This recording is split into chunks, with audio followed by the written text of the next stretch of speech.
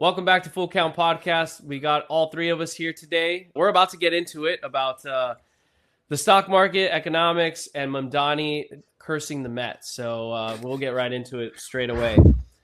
So there's an investor that I came across, and you guys have seen it. His name's David Bach. He basically says that the system's rigged. So maybe what I'll do is we'll do an editing and we'll show it. But basically, he's saying the system's extremely rigged. He's a best-selling author, and he's saying the system of America, and I think in the world, really, if you want to survive. You need to hear this, especially young people. Okay. There's two escalators to wealth. They are real estate and stocks. You have to own real estate and you have to own stocks. And this market's now more rigged than it's ever been. And when I say rigged, what I mean is everything in our country is designed for those two asset classes to go higher. All the tax laws, all the incentives, all the opportunities that exist are for investors. If you're not an investor, you are being left behind faster than you've ever been left behind. He says you either have to be in the stock market, invested, or the real estate market, or both. Otherwise, you're screwed. So if you're a young person, you need to, every little penny you have, whatever you, even though pennies are no longer, you just got to continue to throw it in there because it's meant to go up. Without putting money in there, you're done because of inflation, obviously. This is already like well known and established, but it's good for people listening and watching to understand, especially if you're young. Well, I disagree with that as a young guy. You disagree with that? Yeah. I mean, if you have people telling the younger generations, hey, it's all rigged. You have to do what we've been doing. Just listen to me and give me your money. Give everything you make. Give me your money. Trust me. You know, we can't really trust that kind of stuff, you know, although you absolutely should invest in real estate no matter who you are. You know, that's just a no-brainer. You know, that's property. So you partially agree. Yeah. What I don't agree with is like, just put it all in the stock exchange, put everything you get. Cause I hear a lot of people say that. I have a lot of friends that are in financing. They're like, everything I make, I throw in crypto. Or everything I make, I throw in the stock market. S&P 500, you know what I mean? Like anything I make, I just throw in there. It's safe. I don't agree with that. I may not be the best financial advisor though, but you know, I do agree. You can't put all eggs in one basket. Yeah. You want to diversify. Well, that's what I'm saying. Yeah. Like maybe do another type of investment, maybe invest in yourself, maybe invest in a business you can open up, maybe invest in something. Right. Is that what maybe. Yeah. But I didn't mean that kind of invest in yourself, but that is a good idea too, because the way you present yourself is always going to be, I mean, look at this. I'm spending $7,000 on this, dude. You got look maxing. Clavicular would be very happy with you actually. And he's about your age. Bracket. No, he's not. I'm 10 years older than him. Oh shit. Oh. Okay. I thought you were younger. No, man, I'm 30. So, but yeah, anyway. Either way, you guys you're are only investing 34. I'm investing in myself, but my business is like let's think about it. If I had like, you know, like a Harry Potter scar here, like missing an eye and no teeth, and I'm like, hey, would you like to invest 2.5 million in me? It's gonna be like, whoa, dude, this guy needs like Jesus, first of all, you know, and so like what Nick needs, we'll talk about later. Sorry, go on. So no, it's I think it's a better idea to invest in yourself, maybe pick up a skill that you like and enjoy, and then invest in a business model that won't cost you too much, but that you can have a service for people doing something you enjoy. That way you can make income, and also make sure it's something that AI can't take over, or maybe learn an AI tool and use it in your business. But this whole thing of like, just throw your money in the stock exchange. Like maybe I'm stupid and I'm never going to make any money, but I doubt that because I have before. So I just don't agree with that. Yeah. Well, I will say, go ahead, Nick, go ahead. No, I was just going to say, I mean, I agree with you, AJ. You don't just want to throw everything in the stock market and, you know, because what happens if there's a downturn and then, it's, you know, you're getting up there in age, you're screwed. Right. Yeah. So, which is the case for, I mean, over the past number of years for a lot of retirees, right? Absolutely. Well, it was an oversimplified statement. I mean, that was the only thing. He did say do that or do both. So invest in stocks, invest in real estate, or both. So obviously he's oversimplifying it. But I think there are many people that talk like that is like, you should be just putting your money in the stock exchange right now. Like just whatever it is, you know, or crypto. True. I mean, that is true. But I think once you get into it, you start to educate yourself. But there's a lot of people that probably don't. and you got to do a little bit of critical thinking. You can't just throw all your money there. You got to learn what's going on, know when to pull it. Bonds if you're getting older. Yeah, AJ, I got a question for you. So, what's your take on Andrew Tate and her? Here's the thing: like, he is a fighter. He is a guy who has trained his life. He's a fighter. He has that discipline of fighting, working out, and I like that. And I like that being instilled in young people. However, I don't like the other stuff. I'm not a fan of. He's not a Christian. He's not a Catholic. Okay, so I definitely don't have the same moral compass as him. No. He says out. He used to be. I think he used to be Christian. Christian Catholic. I think he was like secular. I think he was non-practicing, and then Islam is like this, like fighting, really, like the best fighters in the world are Muslim. You know what I mean? Like, so I'm sure him being a part of that and like being in those surroundings and dude, I'll be honest with you, like there are a lot of Muslims out there that are so pure with their faith that I could see why somebody would be like, oh wow, I got to give this a try because the West has failed me. So that's kind of what I get from him. But yeah, I mean, he could. Also, he could be CIA, Andrew Tate. So I just like, sure, you know, why? Yeah, no, I ask you because he pushes cryptocurrency a lot. Right? Yeah, right.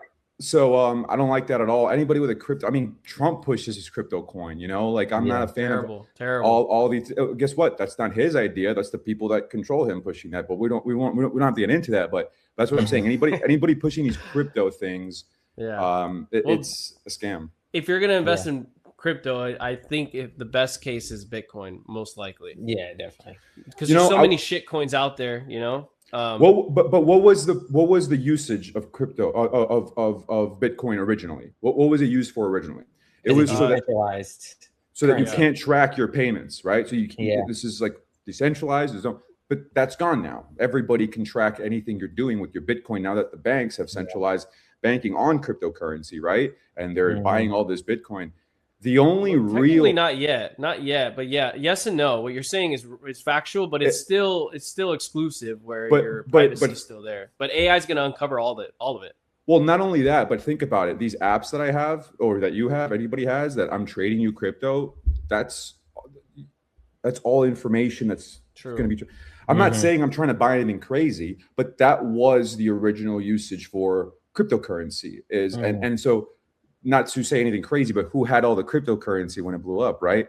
It was naughty people buying naughty things on the internet, right? I don't have to say what they were, but you know, there were drug dealers and PDF files, right? And they had all the cryptocurrency, you know.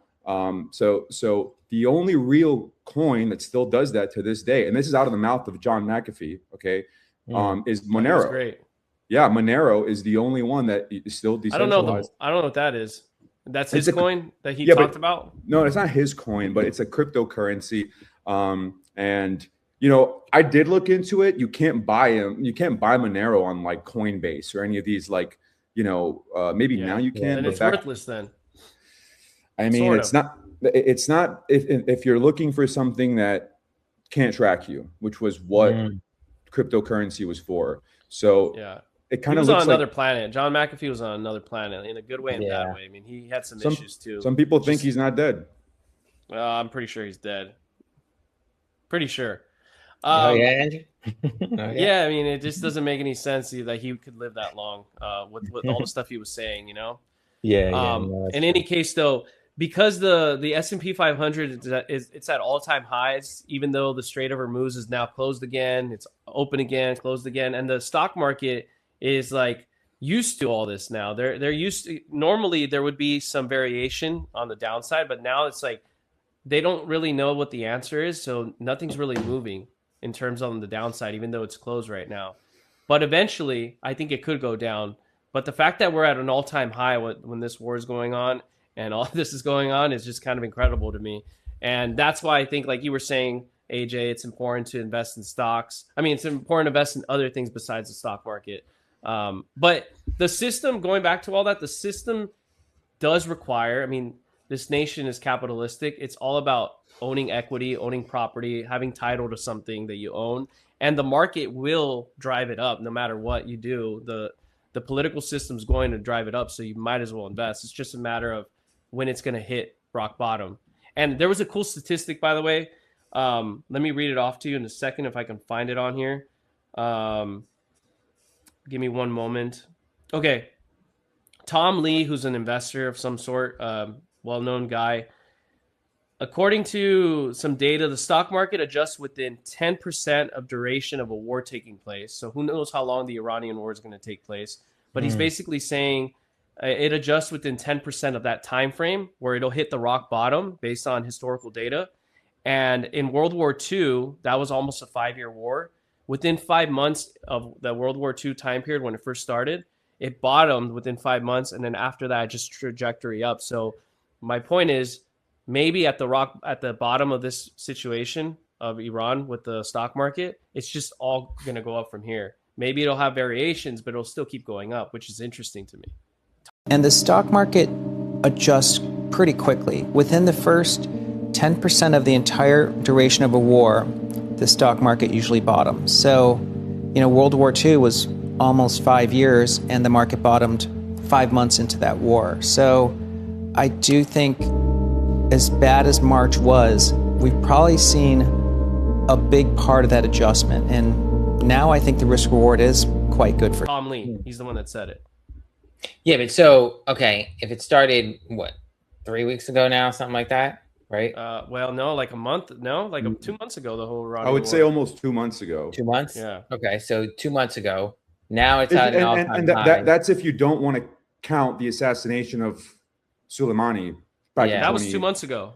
No, that assassination was almost Trump's, 10 years ago. Yeah, that was the Trump's first term. Yeah, yeah. But that's what I'm saying. Like, that is an act of war. That's an assassination of a general. That's different, though. That's different. I know. But what I'm saying is, like, wartime, right? But we've been like into this pre-war time, even with Ukraine and Russia. You're getting in the weeds. Don't get in the weeds. Let's stick to the for mathematical purposes. Technically, it was 2 months ago.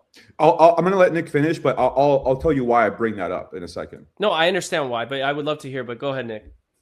Yeah. No, I mean, I get that. You're scaring Nick, please. Because, no, not at all. No, I was just saying, okay, based on that statistic, right? If you're looking at how the stock market is moving. Yeah, go on. Sorry. Right? Yeah. If it's 2 months ago, yes. Then, so what was the statistic? That it would adjust 10%. The stock market will adjust within 10% of the duration of time for that war taking place. The problem is we don't know how long. We don't know how long it's going to be yet. We don't know how it's going to last, right? Yeah, exactly. So, and it's always going to adjust. It's always going to take. There's always going to be some kind of impact. Right. So if it's at an all-time high now, then I would say we expect a downturn. Well, that's the thing, though. In the last 2 months, the stock market did take hits multiple times, right. and it reached a low. Well, so what he's implying is basically, if this war's not going to be that long, maybe just a month ago or a month and a half ago, that was the rock bottom at that time, and now it's going to go back up. So it's interesting. I came across that, and I was like, I think we'll share it on the edit, but I thought that was kind of cool. Yeah, it's interesting. What I was going to say is, what is interesting to me is, like, think about how long we've had the stock market and how long we've had modern warfare. That's actually not a long amount of time to have like a super accurate calculation of how this is going to go. Because if we can really only do that for like 150 years back, right? And we don't have like constant variables that show this. We have these independent variables of wars like okay, let's say World War I, World War II, and Vietnam, right? I'm guessing that this definitely has to do with that. But I feel like, I'm not saying this is wrong and there's no way to confirm this. Desert Storm. Right. All of these, the Gulf War, early 2000s, late 90s, I think, whatever. But the point is that just think about the way that technology exponentially rises, maybe everything else, like calculation wise, exponentially rises. So right now you're saying we've had downturns, it's been down, but didn't you just say like we're high right now? We're up again? All-time highs for the S&P 500. I mean, technically the all-time high was on Friday because now we're close to 7,000, a little over 7,000. It was at 75 or 74. Yeah. And so, I'm not saying we have a Great Depression right now, but young people are extremely pissed. They can't buy property, all these things. So for it to be all-time high, like you said, they're mad because we don't have a skin in that game, and it's winning big right now. That's why people are investing in looks maxing. in themselves. Like, and this goes into something else that I didn't want to get too into, but you could look this up. Okay, there's like the rat utopia. Did I ever explain this to you? Do you know about this, Nick? The rat utopia? I've heard of it. Yeah, I'm not too familiar. They've ran this test a bunch of times, and they've given like they'll have rats and they'll give them everything they want, like a society of rats, and they'll give them all the food, all the women, as if what we have right now, right? And at the end, when they're like peaking in civilization, they have nothing to do, they have nothing to look forward to. They start doing weird things like just orgy stuff. It's like the Bible. Eating each other, cannibalistic. But one of the most interesting things is the male rats start grooming each other. Like they start grooming themselves beyond belief. Oh, wow. Okay. So they start looks maxing. They literally start looks maxing. Jeez. So Clavicular's he's a literally like we all knew. I mean, he's an interesting fella, you know, like in a negative way. I think. Bro, Peter Thiel is in his like live. He's investing in him. Yes. In his nightclubs. I mean. Well, I'm not saying Peter Thiel's bad either, but no, you are, and you're too afraid to say it. But I'll say it here. Palantir is the enemy, and it's okay. They make money. They make us money. Let's be real about it. But they're the LTR is helping the economy. Yeah. Yes, but they are gonna scan our faces and give you a parking ticket. Not good. You know what I mean? Like or scan your face and then like come down, bang your door, and kill your dog when you share a meme about, you know. Anyway, but what I'm getting at here is that Peter Thiel is all about changing humanity. When they ask him about transgenderism and all this stuff, right, all this culture stuff, he says, well, the problem with that is that it's not enough. You know, for you to change yourself from a male to a female, that's not enough. We need to go even more. Okay, so clavicular's looks maxing, clavicular's looks maxing to him is like literally the future. And he's also a gay man. Obviously, he enjoys clavicular. You know, he's in his TikTok lives writing stuff.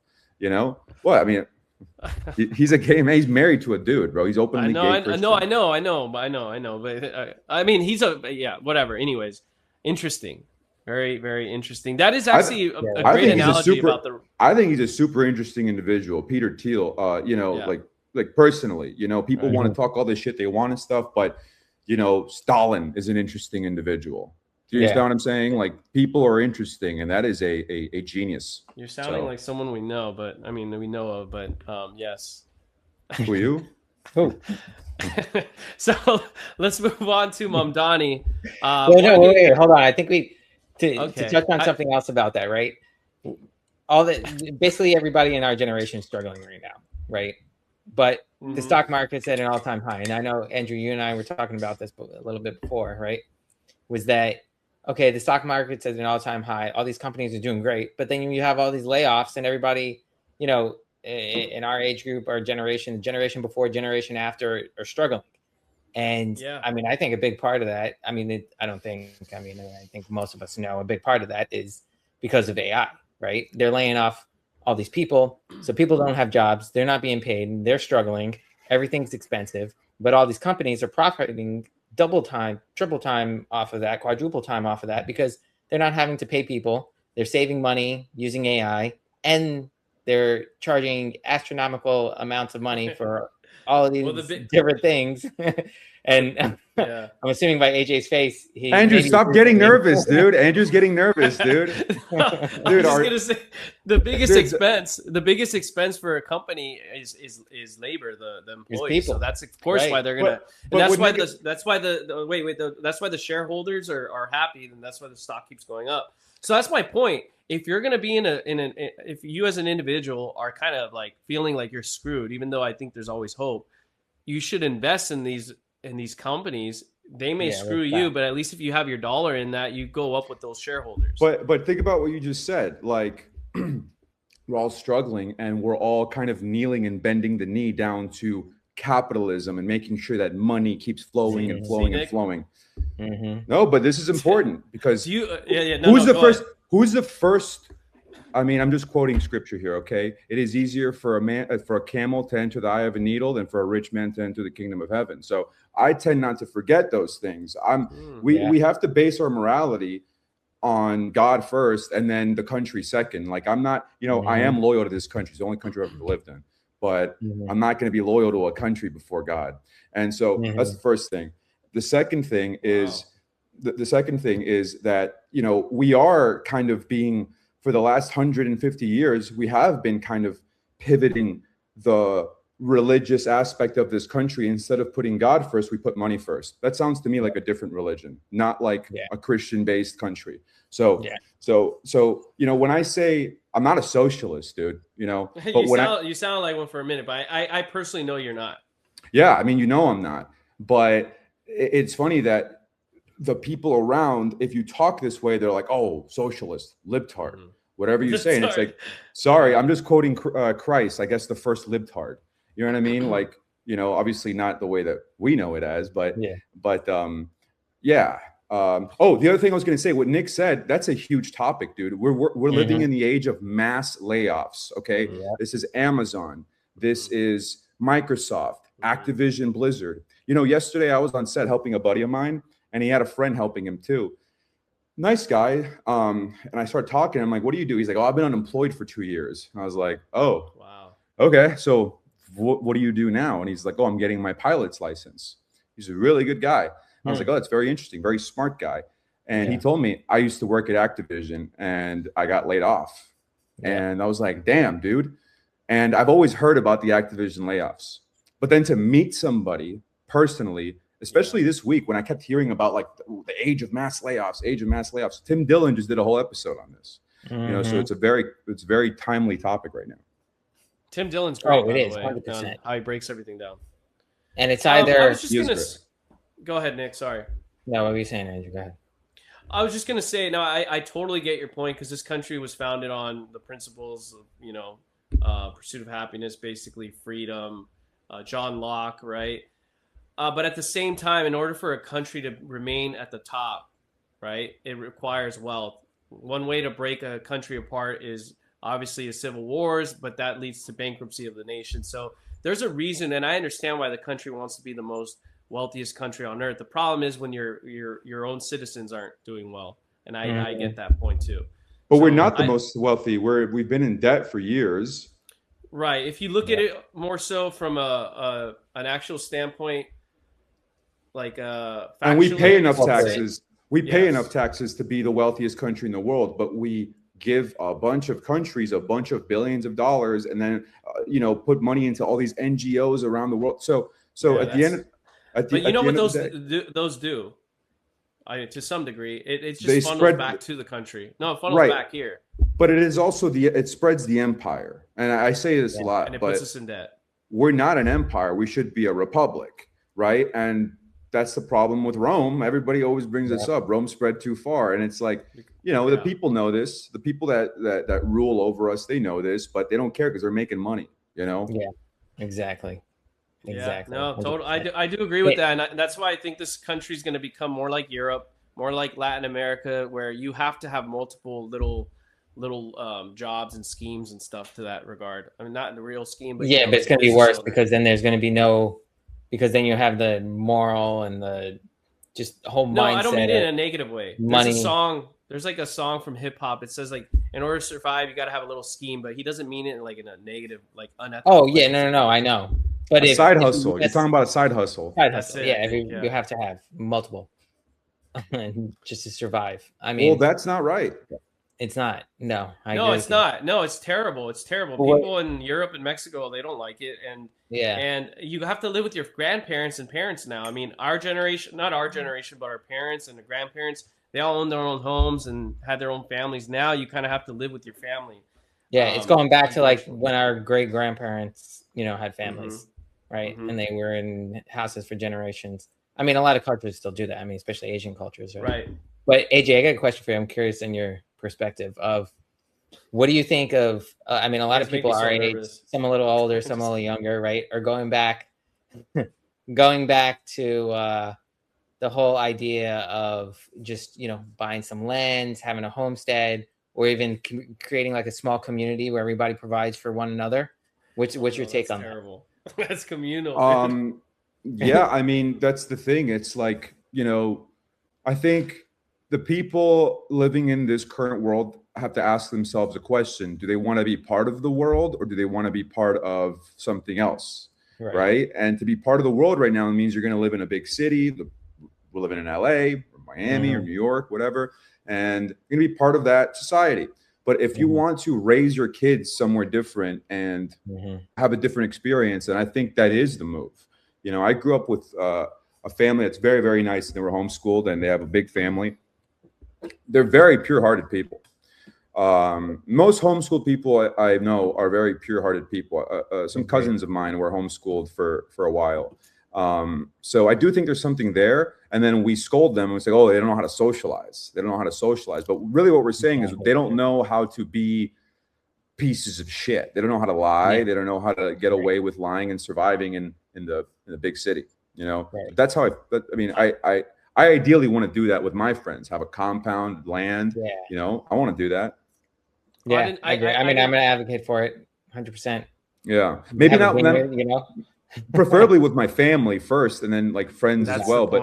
But yeah, it's family, you know, and like what you guys said, we're going back to this time where, you know, my goal that I'm working on right now is to buy a very nice house, okay, with my family that they can live in. And I can go out and do my things and rent or whatever. But point is when I come back, I still have that house 10, 15 years from now. But that's my thing, right? And a big one again for my big family, right? My cousins, anybody. So, but I think that's what people should do is be working with people. Okay, well, everything is against us, like we've established. We have to work together to secure home. Yeah, no, agreed. All right. Okay, I mean, I think that is I agree with that. I mean, you either go the Amish life and do that off the grid, or you become a Jesse Ventura like, right, in Mexico, or you have your own compound for your own family. That's it. You start adding other people, Nick. That's what I thought you were talking about. You start adding on other people. That's where it gets really freaking strange. Unless you're Amish and it's already established. Yeah. No, I feel like I could see Nick doing like trying to be a little cult leader though. No, get here. I swear, dude. You're crazy. When you were saying something about the world, what was the specific thing you were saying about the world, getting the world together and connected? One of you guys said something earlier? Oh, no? No, I don't remember anything. It just reminded me of the movie from Fury about if a man loves the world, blessed is something. It's a Bible verse, and I'm trying to find out. What I said is you have to choose between being a part of the world or being part of something bigger. That's it. Again, because as Christ says, you know, like my kingdom is not of this world. You know, this so you were saying it, dude. You were saying it. So I just, but it wasn't like, oh, we all have to come together. I mean, yeah, we do, but yeah. So, you know, and I'm not trying to just preach on this podcast, but when we're talking about like the state of the world right now with politics being so against its own people, you know, there is something there of spirituality where it's like, okay, well, this isn't really locking in with me, even my moral compass at this point. This is a very strange world I'm living in. That's it. If a man loves the world, the love of the Father is not in him. For all that is in the world, the lust of the flesh and the lust of the eyes and the pride of life is not of the Father, but is of the world. Interesting. There's a few quotes like that. You know, there's even quotes where they establish that this world belongs to Satan. Yeah. Well, that was one of my favorite movies, dude. That I saw, and that line hit big when I saw it. Like, which one? Over 10 years ago. Fury with Brad Pitt. Tanker. That's he read that Bible verse in it. Well, of course, I remember. But what I thought Brad was Pitt. Shia LaBeouf is the preacher in that. He's the one that's always preaching, and he kills it. He finds out Brad is also Christian. At the last moments. Spoiler alert: they all die. At their last moments in the tank, they're like, "Fuck!" They're surrounded, and Shia LaBeouf starts preaching, and the whole time they're kind of not listening to him. They're just kind of like, "Oh yeah, this guy and God, whatever," you know. But at the end, Brad Pitt reveals that he also has them memorized, and he has them. Cool. Yeah, it is cool. It is a nice moment. Yeah, that movie was great, dude. I saw it in theaters with the girl. I took this girl this random girl that I thought it was gonna be good. What an idiot move of me to bring her to that movie, dude. I mean, she looked at me like, "What the fuck are we watching?" And I was like, I was so into it. I was like, "Oh, this is so sick. Forget this girl for now. I'm just watching this." But anyways, it's kind of hard, you know, taking girls to watch something about movies, terrible or idea. Something about brotherhood. Terrible idea. Yeah. Because and they have don't their get own thing, but they have their own thing that we don't get. Okay. Right. Sisterhood, you know, They don't like, have sisterhood. What? Not really. Guys have brotherhood, dude. Mean well, girls. you know, That's about it. No. you know why the brotherhood between men is so much stronger? Because for 40,000 years we've died side by side with each other constantly. Yeah. You know, obviously we haven't. We've been in cozy apartments, but somewhere in our ancestral DNA, and just like in the world, you know, there is this thing where we know that, like, if something were to happen, we would have to leave the women behind us and go fight and like die keeping them safe. So and the children and everything, right? So yeah, there is a brotherhood thing there. You know, so that's a crazy movie to take a girl. You know, like, it's like taking a girl to go watch Kingdom of Heaven or Lord of the Rings or something like that. Idea, you know? dude. I was selfish though. I was like, I want to watch that movie. I don't really care to hang out, but if you want to hang out, let's go watch this movie. You should have gone and watched Despicable Me too, dude. What are you doing? Yeah, right. I know. I know. Those are some. Yeah, those are times. That's when you took Melissa too. That's why it worked out. I didn't know her then, but yes. Oh yeah, whatever we ended up watching. Despicable Me. Yeah. Despicable Me. Well, you don't remember what was the first movie you took Melissa to? You know, I do remember one of the cool, and it was with Brad Pitt too, dude. He's a sick actor. It was Allied. I remember seeing that with her in like 2017. And you were like, Allied. "That's so us." That is so us. But who's the spy? You know. That is kind of you guys. I mean, but no, yeah, neither Melissa, of us are spies. No, but you guys, actually, now that I'm thinking about it, once Andrew was like, "Dude, are you a spy or something?" But now that I'm thinking about it, Andrew and Melissa would be the perfect cover story, dude. Oh, 100%. Just think about it. He works with Caldwell Bank. You know, he's a realtor. You know, he's like, and then she's a reporter who goes across the country. And, you know, that's a good movie. That's a good. I know it is. That'd be and I have CIA people on our pod that's coming back on. You know, so I mean, our people will know and they'll never know. But I am loyal to America always. So there you go. I can't wait to talk to that guy and see if he's loyal to America always too. Yeah, I know. Right? Which guy? I'm just kidding, Andrew. It went over my head. I was gonna. No, we don't have time for it. I know Nick's got to go to bed. That's why he's in the dark right now in his room. Yeah. So let's go.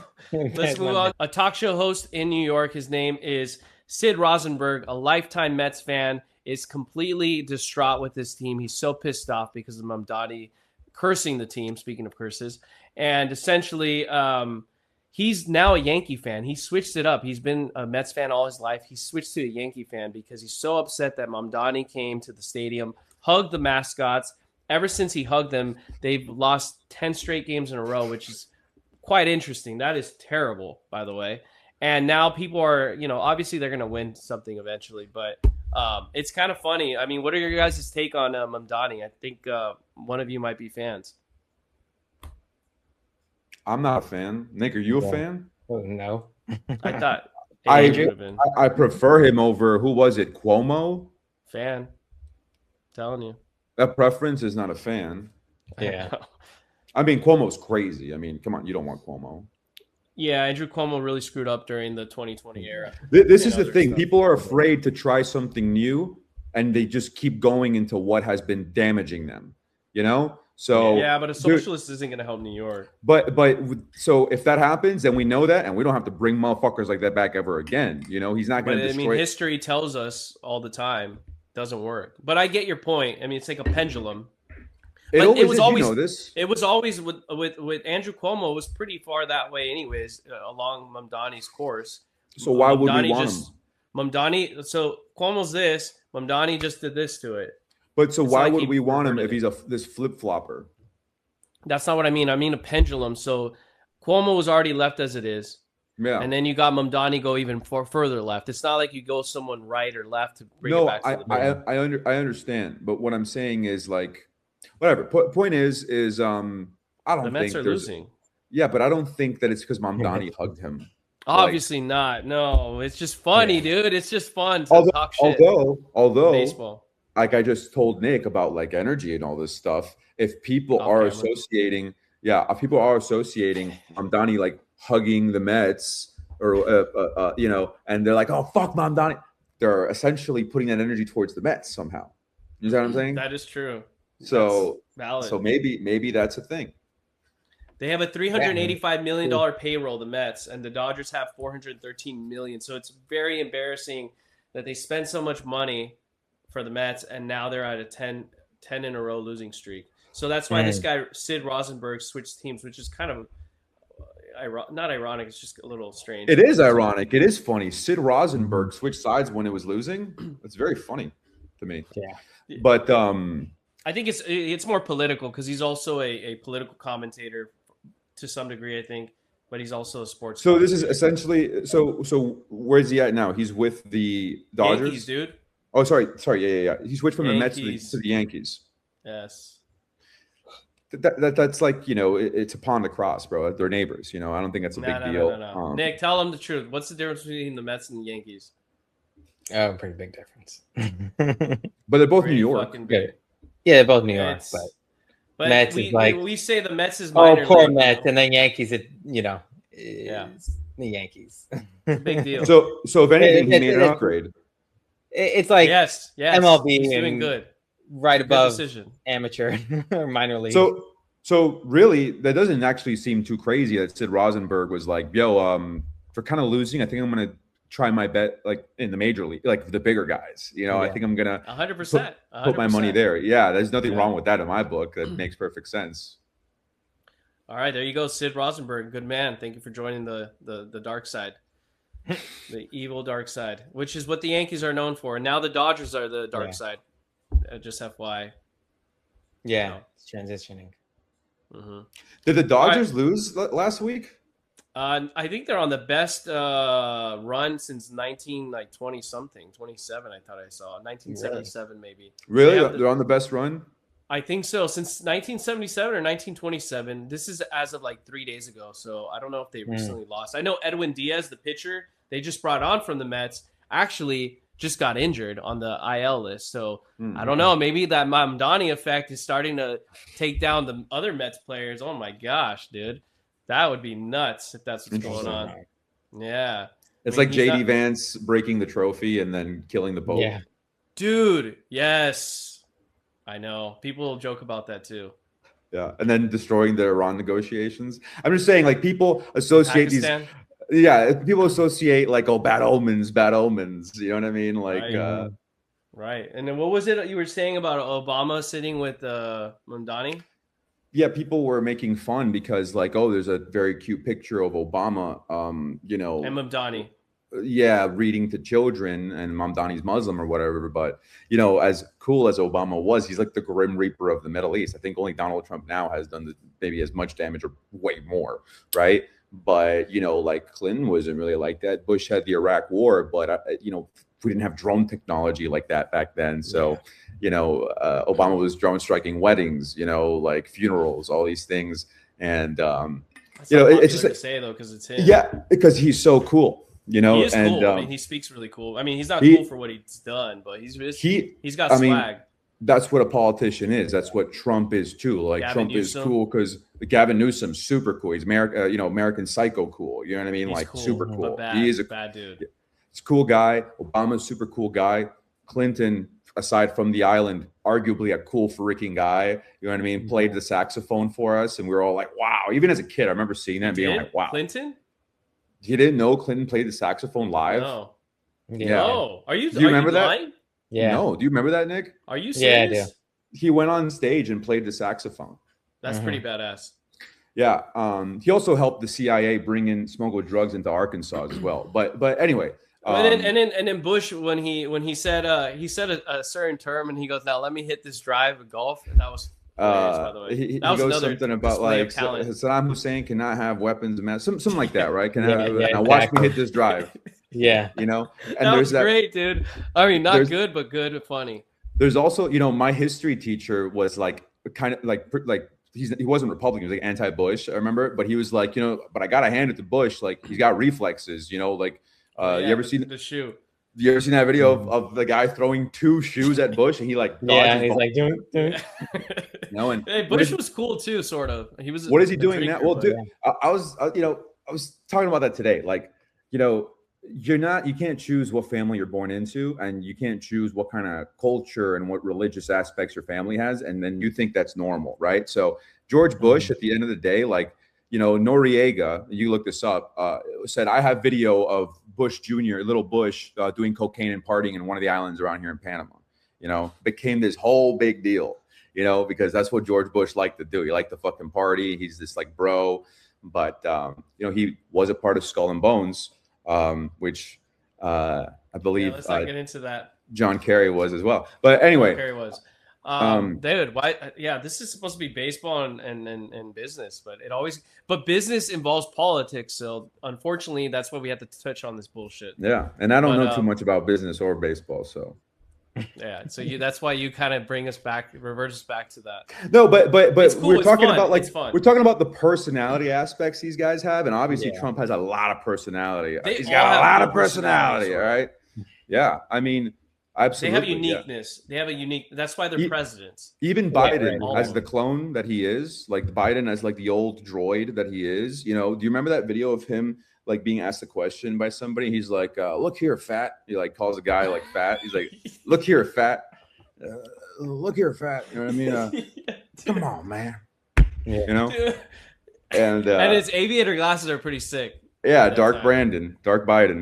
Yeah. But so everybody's got a little personality, even Kamala going on like the Breakfast Club or whatever she went on, and they were like, "Who were you listening to in college?" She's like, Tupac. People were making fun of that for a while. So everybody's got their. When it didn't exist or something either, like exactly. Or Hillary Clinton going on the Breakfast Club and like famous like Black American podcast and being like, "I always carry some Tabasco sauce on me," everybody's got these personalities. Everybody's got some stupidness about them, but it's funny entertainment. And anyways, all right, well, I this was a good one. We'll let you go now, Nick. Like and subscribe, everybody. Give us some comments. Let's get this engagement going. We need to hit 1,000 subscribers. I mean, it's about damn time. So let's get it done. And what is it at right now? 832 or something. Oh, nice. Yeah. So once we hit 1,000, that's when from what I hear, that's when it really hits off. Also, we're only at podcast number 86 or 87. I've also heard you have to have a minimum of 1,000 subscribers. You have to have a minimum of 100 podcast episodes before the YouTube starts pushing you up, take you serious. So. Interesting. So maybe I'll stop talking about Palantir then. Yeah, maybe stop talking about Palantir. I invest in Palantir, FYI. All right, guys. Have a good night. Yeah, and I think Peter Thiel's a genius, FYI. All right, good night.